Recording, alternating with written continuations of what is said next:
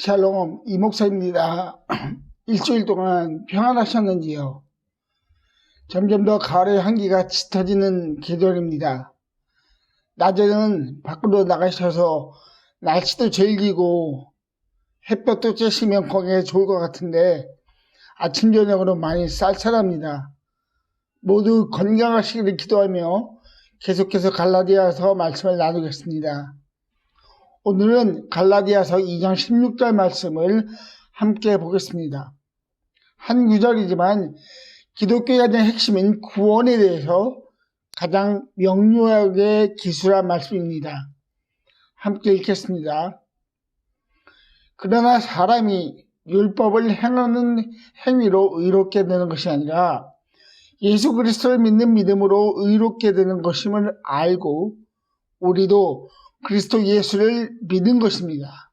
그것은 우리가 율법을 행하는 행위로가 아니라 그리스도를 믿는 믿음으로 의롭다고 하심을 받고자 했던 것입니다. 율법을 행하는 행위로는 아무도 의롭게 될 수 없기 때문입니다. 아멘. 작년 4월에 김해에서 있었던 일을 소개하려고 합니다. 한 다세대 주택에서 화재가 발생하였습니다. 이러한 위급한 상황에 자신의 몸을 던져 의로운 행동을 한 사람들이 있었습니다. 이들은 119가 도착하기 전 위험을 무릅쓰고 화재로 고립된 입주자 10명을 구했고, 어떤 분들은 사다리차를 이용해서 2, 3층에 고립된 입주자들을 구하였습니다. 이 과정에서 그들은 연기로 가득 찬 복도와 계단을 뚫고 들어가 입주자 4명을 대피시켰습니다. 그래서 김해시에서 이분들에게 의로운 시민이라는 증서를 수여했습니다. 이들이 의로운 시민이라고 불릴 수 있었던 이유는 자신의 생명보다 다른 사람의 생명을 귀중하게 생각하였기 때문입니다. 오늘 말씀에는 의롭다는 단어가 4번 나옵니다. 짧은 한 구절에 같은 단어가 4번이나 나온다는 것은 이 단어가 그만큼 중요하다는 것이고, 이 편지를 기록한 사도 바울이 강조한 단어라는 것을 알 수 있습니다. 그래서 오늘은 의로움이라는 주제로 말씀을 나누려고 합니다. 먼저는 성경 전체에 나오는 의로움이라는 단어의 의미에 대해서 알아보고, 16절 말씀에서 사도 바울이 말한 의롭게 되는 법, 즉 안다는 것과 믿는다는 것이 무엇인지를 함께 살펴보겠습니다. 성경에서 의로움이란 단어는 하나님의 속성과 연결되어 있습니다. 먼저 구역 성경에서 의로움에 관한 말씀을 보겠습니다. 시편 119편은 다음과 같이 기록합니다. 주님의 판단이 옳은 줄을 나는 압니다. 이곳에 쓰인 옳다라는 말의 의미가 의롭다라는 말과 연결됩니다. 이 구절을 통해 알 수 있는 것은 의로움 자체는 모든 것의 기준이 된다는 것입니다. 하나님 한 분만이 이 세상 모든 일의 기준이 되신다라고 이해할 수 있습니다. 이 세상에 참으로 많은 법과 규례와 관습들이 있지만 그런 것들은 완전하지 못하기에 절대적 기준이 되지 못합니다. 그러나 하나님은 모든 일의 기준이 되십니다. 그 이유는 하나님께서 이 세상의 모든 것을 그분의 말씀으로 만드셨기 때문입니다. 세상 모든 것의 기준이 되시는 하나님은 의로우신 분이기에 모든 것을 심판하실 수 있습니다. 시편 9편 8절은 다음과 같이 기록합니다. 그는 정의로 세계를 다스리시며 공정하게 만민 백성을 판결하신다. 시편 기자는 하나님께서 만민 백성을 판결하신다고 말합니다. 여기에 쓰여진 판결이라는 단어는 의로움이라는 단어와 연결되어 있는데 법적인 구성력을 포함한 것으로 이해할 수 있습니다. 세상의 옳고 그름의 기준이 되는 분이 계십니다. 그분은 하나님입니다. 그분은 기준이 되시기에 심판하실 수 있습니다. 재판하고 판결할 수 있습니다. 잘못된 행위를 한 자들에게 법적으로 자유를 박탈할 수 있습니다. 이러한 판결의 의미를 노아의 사건과 연결해서 생각해 볼 수 있습니다. 노아의 시대에 하나님은 죄악이 가득 찬 세상과 악한 마음을 가진 사람들을 보고 후회하셨습니다. 이러한 모습을 보고 하나님께서 심판을 결심하셨습니다.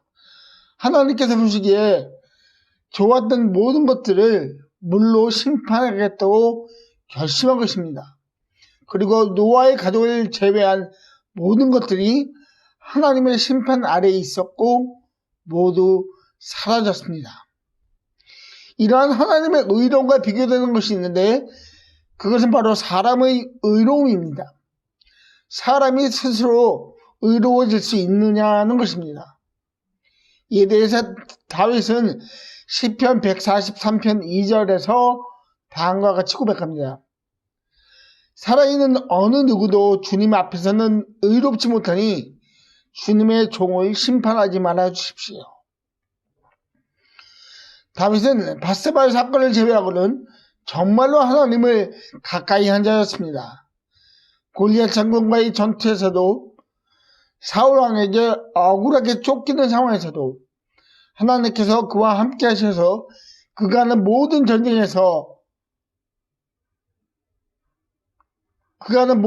가운데서도 그는 하나님을 가까이 하였습니다. 승리를 하였다고 교만하지 않았고 그를 이유 없이 공격하였다고 해서 진노를 오래 품지도 않았습니다. 정말로 하나님의 사람으로서 닮고 싶은 사람입니다.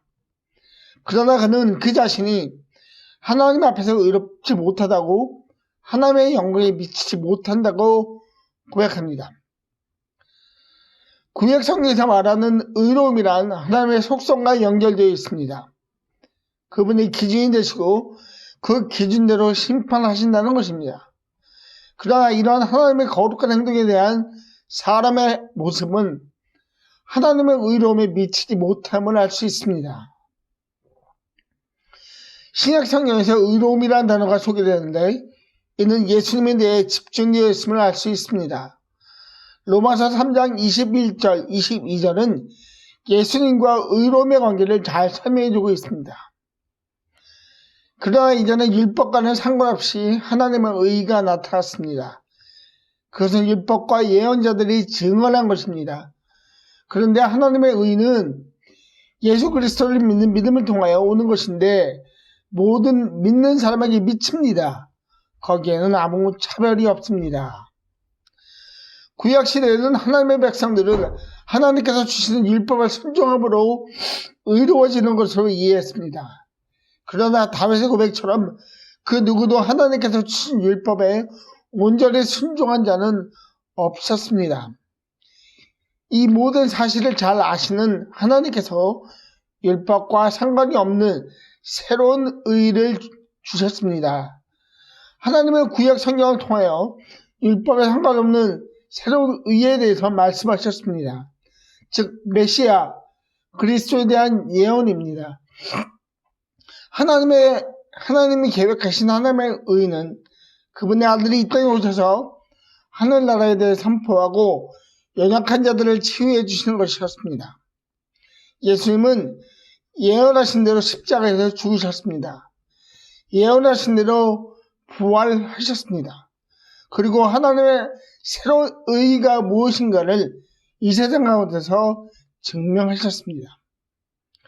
예수님에게 집중되는 의와 함께 사람의 의에 대해서도 신약 성경에서도 말합니다. 에베소서 2장 1절 2절은 다음과 같이 말합니다. 여러분도 전에는 허물과 죄로 죽었던 사람입니다.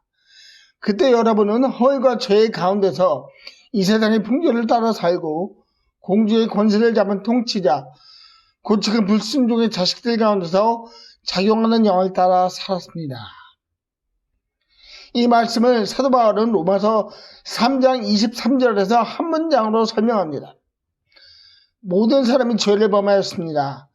그래서 사람은 하나님의 영광에 못 미치는 처지에 놓여 있습니다. 즉 의인은 없다는 것입니다. 성경은 명확하게 말합니다. 사람은 결코 의롭게 될 수 있는 존재가 아니라는 것입니다. 허물과 죄로 살기에, 이 세상 풍조를 따라 살기에 하나님의 거룩하심을 사모하기보다 그렇지 않을 때가 많기에 의인이 될 수가 없다는 것입니다. 이렇게 인간은 의롭게 될 수 없지만 예수님을 통해서 예수님을 믿음으로 의인이 될 수 있습니다. 그리하여 신약 성경에 나타난 의로움의 개념을 다음과 같이 정리할 수 있습니다. 자신의 행동 때문이 아니라 그리스도에 대한 그의 믿음 때문에 하나님이 보시기에 의롭다고 하는 하나님의 선포입니다. 그렇다면 구체적으로 그리스도의 믿음 때문에 의롭게 된다는 것이 무엇을 의미하는지 함께 살펴보고자 합니다. 16절 말씀으로 다시 돌아가면 중요한 두 단어를 발견할 수 있습니다. 알다라는 단어와 믿는다라는 단어입니다. 예수 그리스도를 믿음으로 의롭게 하는 것임을 알고 여기에 사용된 알다라는 단어는 실제적으로 눈으로 보다라는 의미를 가지고 있습니다. 그리고 이 개념은 은유적으로 발전하여서 정신적으로 또는 영적으로 보고 인식한다는 의미로 쓰이고 있습니다. 이 알다라는 단어는 사도 바울에게는 너무나 적합한 단어 사용입니다. 사도 바울이 이 단어를 사용했을 때 다마스크 도상에서 만난 예수님의 기억을 떠올렸다고 믿습니다. 그는 분명한 주님의 음성을 들었습니다. 나는 내가 핍박하는 예수다. 그 순간 그는 예수님을 만났습니다. 그 순간 그는 말로만 듣던 예수님이 어떤 분인가를 정확하게 알게 되었습니다. 십자가에서 죽으시고 부활하셨다는 소문이 있는 바로 그 예수님이 하나님의 아들이자 하나님 자신이라는 것을 알게 되었습니다. 그리하여 율법을 통해 의로움을 추구하였던 종교적 열심을 벗어나는 순간이었습니다. 그는 극적으로 예수님을 알게 되었습니다. 그는 예수님에 대한 이야기를, 소문을 이제 정확하게 알게 되었습니다. 예수님에 대하여 알게 되는 것은 모두의 인생에서 가장 극적인 사건입니다. 그러나 알게 된다는 것에 오해가 있을 수 있는데 그것은 단지 지식적으로도 이해될 수가 있다는 것입니다. 성경은 예수님을 알게 된다는 것으로 구원을 얻는다고 말하지 않습니다. 구원을 얻기 위해서는 예수님을 믿어야 합니다. 믿는다라는 단어의 의미는 설득되어지다입니다. 다시 말하면 믿는다는 것은 사람의 노력이나 관심으로 완성되는 것이 아닙니다. 성경에 기록된 믿음을 가지다라는 동사는 모두 중간대로 기록되어 있는데 이를 설명하면 믿음은 하나님의 눈으로부터 시작되는 것이라고 말할 수 있습니다. 한 사람을 향한 하나님의 긍휼한 마음이 믿음의 출발점입니다. 그 하나님의 마음이 한 사람의 마음에 개입하십니다. 그러면 하나님께서 주신 감동으로 그 사람의 마음이 움직이게 됩니다. 조금씩 움직이는 마음속에서 하나님에 대해 알게 되고 예수님께서 하신 일들에 대해 마음이 열리게 됩니다. 예수님께서 왜 십자가를 지셨는지를 알게 됩니다. 결코 끊을 수 없는 죄의 사슬로부터 우리를 구하시기 위하여 십자가에서 피를 쏟으신 예수님을 영접하게 됩니다. 그 영접이 바로 믿게 되는 것입니다. 성경은 예수님에 대하여 알고 믿어야 의롭게 된다는 것을 말합니다. 다른 의로움에 도달하는 방법은 없습니다. 다른 의로움으로 가는 길은 불가능합니다. 사람은 결코 의롭지 못하기에 의로운 분께서 의롭다고 불러주시기 전까지는 아무도 의로울 수 없습니다. 하나님께서는 이러한 사람의 상태를 아시고 긍휼한 마음으로 예수님을 보내주셨고 믿음으로 영접한 자들을 의로운 자들이라고 여기십니다. 우리는 모두 의로운 자라는 것을 잊지 마십시오. 우리는 모두 하나님께서 인정하신 자들입니다. 하나님의 자녀들입니다. 하나님의 자녀라는 것은 이 세상 무엇보다도 귀한 특권입니다. 우리의 시민권은 하늘에 있고 우리를 기다리는 곳은 영원한 찬양이 있는 저 천국이 있다는 것을 기억하시기 바랍니다. 날마다 이 귀한 특권을 마음껏 누리는 성도님들이 되기를 축복합니다. 완전한 자유를 누리십시오. 그리고 그 자유를 주신 분을 마음껏 인정하고 찬양하시는 성도님들이 되시기를 주님의 이름으로 축복합니다. 기도하겠습니다. 하나님 감사합니다. 의롭게 될 수 없는 사람을 부르셔서 예수님을 믿는 믿음으로 의롭다고 불러주신 그 은혜에 감사합니다. 하나님, 우리가 오늘 하루 또 일주일 동안 살 동안 그 하나님의 은혜, 너는 의로운 자라라고 말씀하신 그 은혜와 감격과 주님의 자비와 사랑을 잊지 않고 그 감격 가운데 살아나가는 시간 될 수 있도록 저희를 도와주시고 언제나 구원의 감동을 우리 마음에 주시사 하나님의 가까이 할 수 있는 시간 될 수 있도록 축복하여 주십시오. 예수님의 이름으로 기도하였습니다. 아멘.